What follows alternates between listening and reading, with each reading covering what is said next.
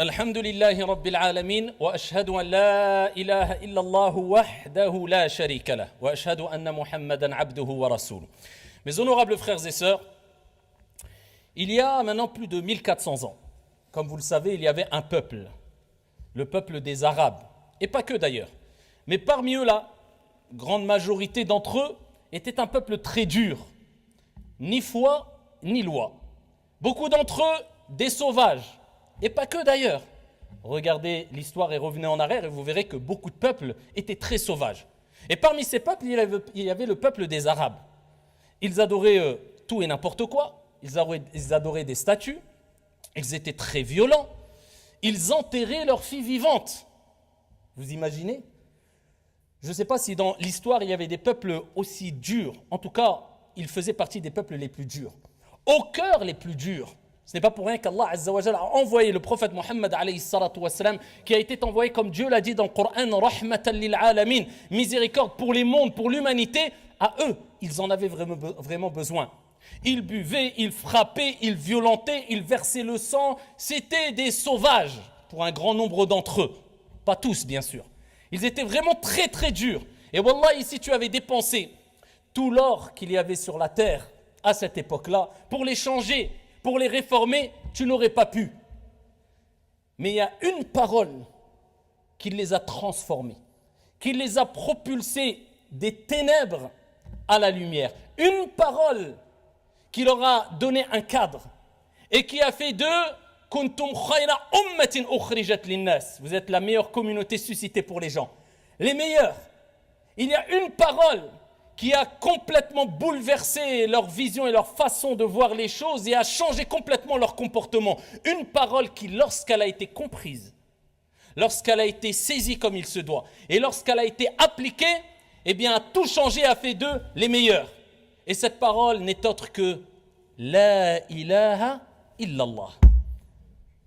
Comment une parole, billahi alaykum, a réussi à faire cela bi'idhnillahi tabaraka wa ta'ala à travers les prophètes et les envoyés. Dites-moi comment.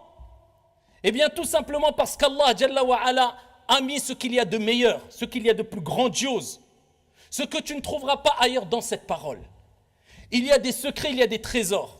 Et si tu arrives à saisir ces trésors et ces secrets qui se trouvent dans cette parole La ilaha illallah, qui n'est pas simplement une parole qu'on prononce comme ça vainement, ou alors un titre dans une khutbah ou dans une conférence pour se donner bonne conscience et dire aux gens, vous avez vu, moi je parle du tawhid, masha'Allah, parce que certains n'ont presque rien compris du tawhid quand ils pensent que parler du tawhid et de La ilaha illallah, c'est simplement de mentionner le mot tawhid.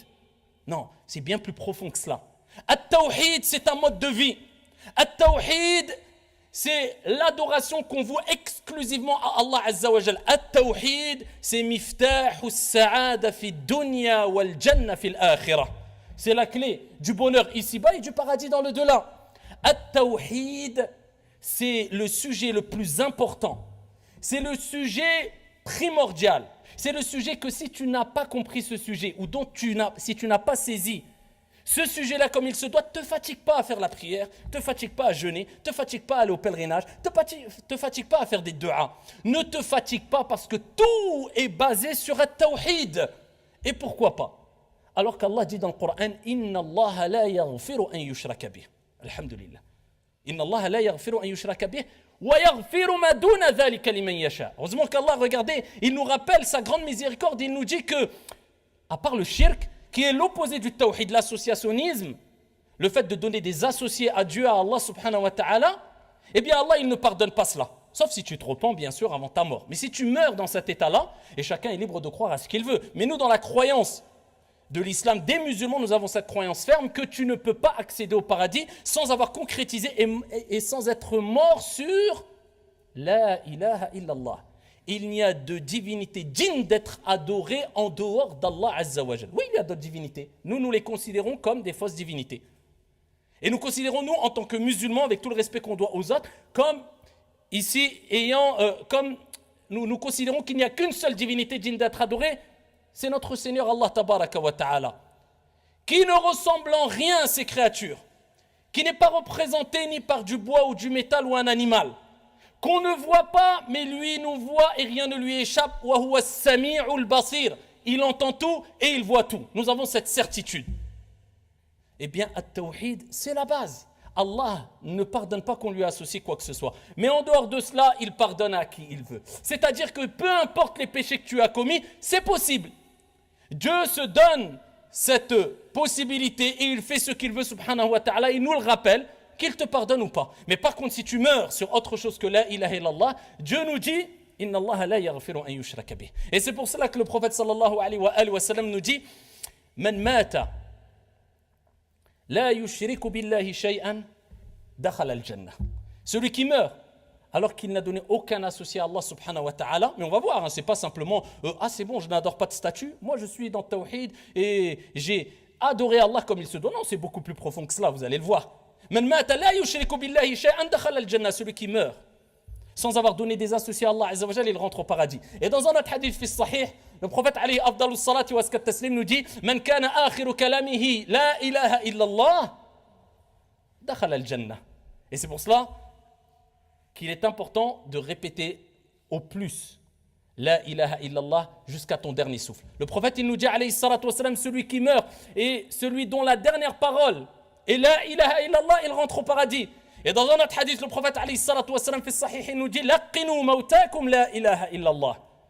Faites répéter à vos morts, c'est pas la personne qui est morte. Al-ulama fassaru al-hadith. Ils nous ont rappelé que c'est la personne qui est inda as-sakarat, akhir al-lahadat. Au moment de l'agonie, dans les derniers instants, on lui dit La ilaha illallah, doucement, La ilaha illallah, pour qu'il parte et quitte ce monde avec le plus grand des bienfaits. A'zamun ni'am. Le plus grand des bienfaits, c'est quoi? Wallahi, c'est La ilaha illallah. Preuve en est. Dans Surat An-Nahl, les abeilles, elle est appelée comment cette sourate? Surat An-Ni'am. Elle est appelée Surat An-Ni'am, la sourate des bienfaits. De par tous les bienfaits qui sont mentionnés dans Surat An-Ni'am.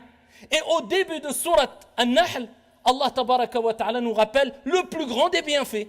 Dans la sourate les bienfaits. Et il nous dit Anziru, avertissez Annahu la ilaha illa ana fattaqun. Avertissez qu'il n'y a de divinité digne d'être adorée en dehors de moi, Allah.